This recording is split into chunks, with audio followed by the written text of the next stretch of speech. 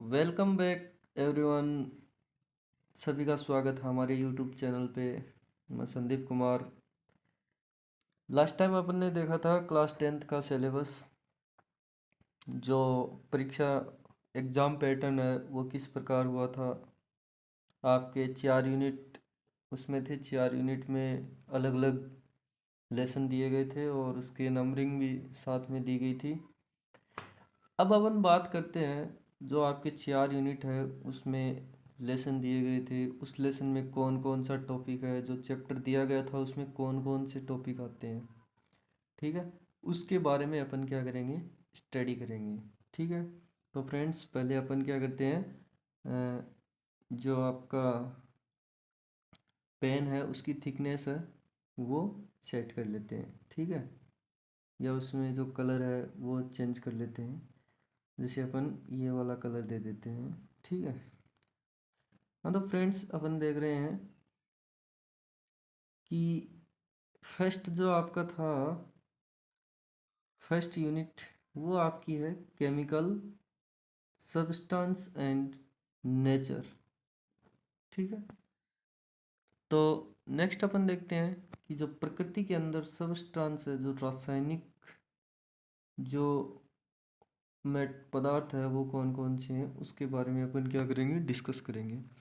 तो first unit है उसमें आपका पहला जो चैप्टर आता है वो होता है केमिकल रिएक्शन एंड इक्वेशंस।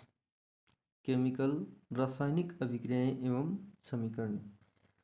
तो इसमें आपके जो टॉपिक है वो कौन कौन से है, फर्स्ट अपन देखेंगे केमिकल इक्वेशंस, रासायनिक समीकरण।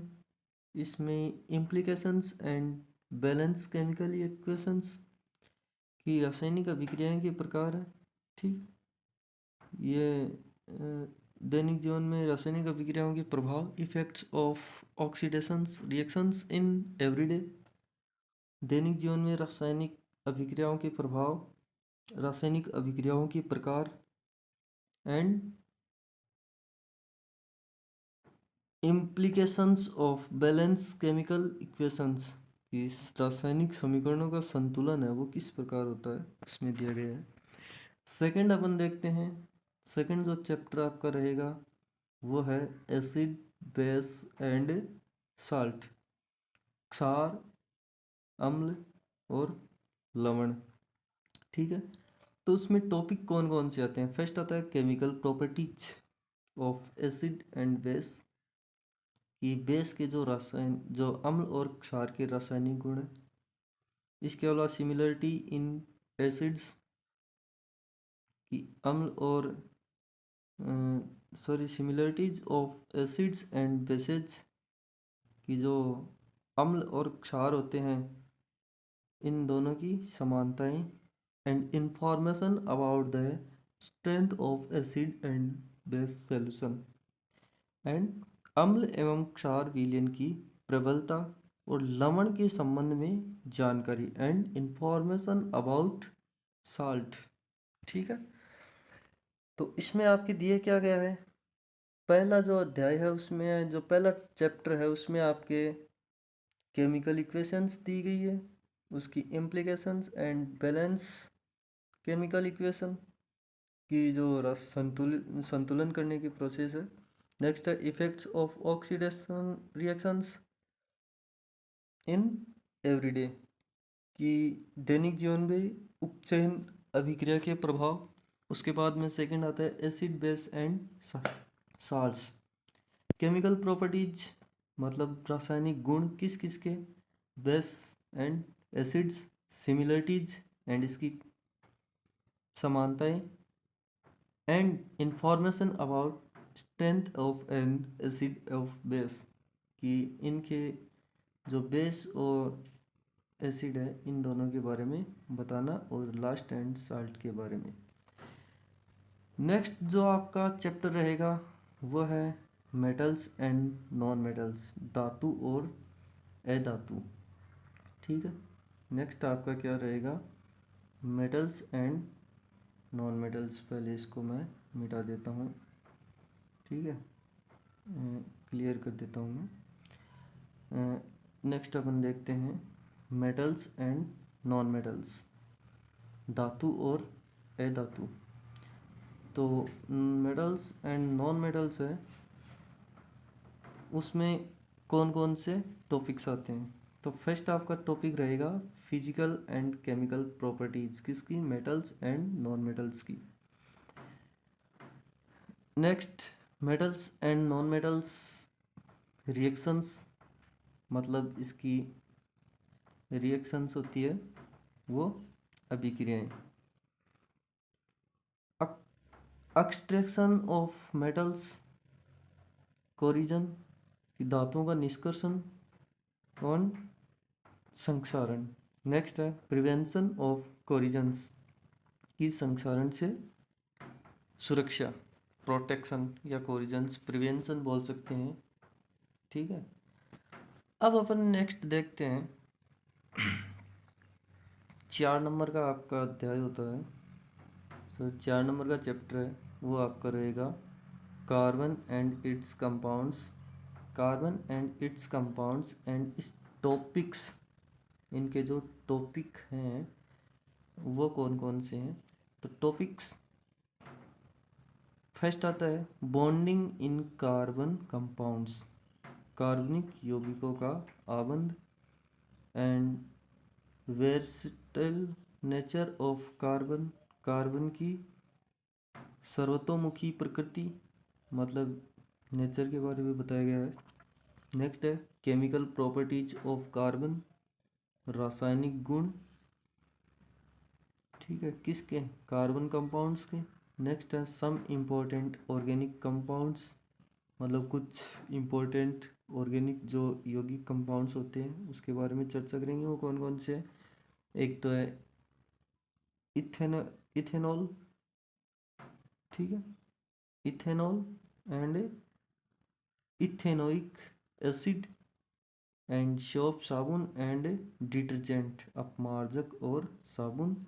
Ethanoic, ethanol, it's compounds explain this chapter, ठीक है। तो नेक्स्ट आपका है लास्ट एंड फाइनल चैप्टर। कितने चैप्टर हो गए, 4 चैप्टर हो गए टोटल। इसमें चैप्टर कितने थे, 5 थे। अपन ने 5 के बारे में चर्चा की थी, जिसमें 2 नंबर और 4 नंबर वाला जो चैप्टर है वो आपके कितने नंबर का होगा, 6 नंबर का होगा। तो उसके बारे में थोड़ा एक्स्ट्रा देख लेंगे। नेक्स्ट दे रखा है पीरियोडिक क्लासिफिकेशन ऑफ एलिमेंट्स, कि जो तत्वों का आवर्त वर्गीकरण होता है उसके बारे में, क्लासिफिकेशन के बारे में पढ़ना। तो मैं पहले इसको क्लियर कर देता हूँ, मिटा देता हूँ, ठीक है। नेक्स्ट है, अब अपन देखते हैं आगे इसमें 5 नंबर का जो आपका चैप्टर है उसके बारे में स्टडी करते हैं। 5 नंबर का चैप्टर है पीरियोडिक क्लासिफिकेशन ऑफ एलिमेंट्स, तत्वों का आवर्त वर्गीकरण किया गया है, ठीक है। अब अपन देखते हैं नीड फॉर क्लासिफिकेशन, वर्गीकरण की आवश्यकता, ठीक है। Yearly attempt at classification of elements, कि तत्वों के वर्गीकरण के प्रारंभिक प्रयास, ठीक है। फिर है मेंडलीव पीरियोडिक टेबल, मेंडलीव की आवर्त सारणी, एंड लास्ट एंड फाइनल जो आपके लिए इम्पोर्टेंट होती है आधुनिक आवर्त सारणी, जिसको बोलते हैं मॉडर्न पीरियोडिक टेबल। तो ये आपका 5 चैप्टर है जो कि आपके फर्स्ट यूनिट में आते हैं। फर्स्ट यूनिट आपकी 25 नंबर की थी, ठीक है।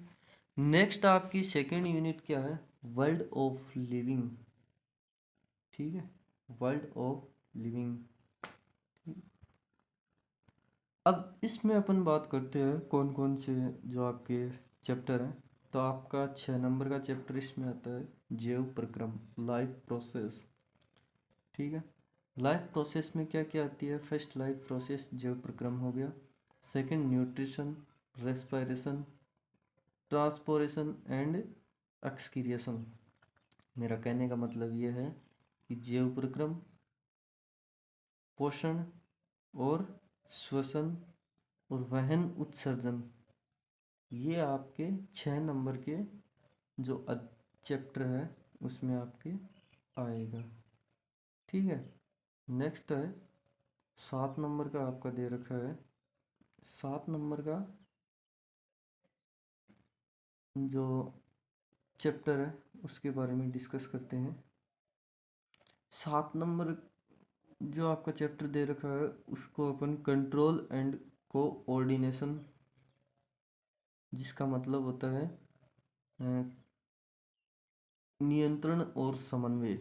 तो फिर फर्स्ट अपन देखते हैं नर्वस सिस्टम इन एनिमल्स, जीव जंतुओं में तंत्रिका तंत्र, या कोऑर्डिनेशन इन प्लांट्स, पादपों में समन्वय, एंड हार्मोन्स इन एनिमल्स, जंतुओं में हार्मोन्स।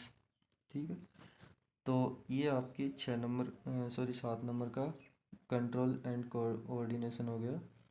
नेक्स्ट आपका 8 नंबर का आता है जो चैप्टर है वो है रिप्रोडक्शन इन ऑर्गन्स, कि जीवों में जनन। तो इसमें आपका होगा create exact copy of themselves by organism, कि जीवों द्वारा अपनी प्रकृति का सृजन। ठीक है। Modes of reproduction use by single organism, कि एकल जीवों में प्रजनन की जो मेथड्स होता है वो किस प्रकार का होता है। And sexual reproduction and reproductive health, जनन स्वास्थ्य और लैंगिक जनन, तो वो अपन देखेंगे किस प्रकार होता है। नेक्स्ट आपके दिया गया है हेरिडिटी एंड इवोल्यूशंस, जैव विकास एंड आनुवांशिकता, या आनुवांशिकता एवं जैव विकास। इसमें अपन देखेंगे आनुवांशिकता एवं जैव विकास। तो आगे इसमें दिया गया है आनुवांशिकता एवं जैव विकास। तो इसमें कौन कौन से टॉपिक्स आते हैं। फर्स्ट आपका होगा ऑक्यूमुलेशन ऑफ वेरिएशन ड्यूरिंग रिप्रोडक्शन, जनन के दौरान विभिन्नताओं का संचयन।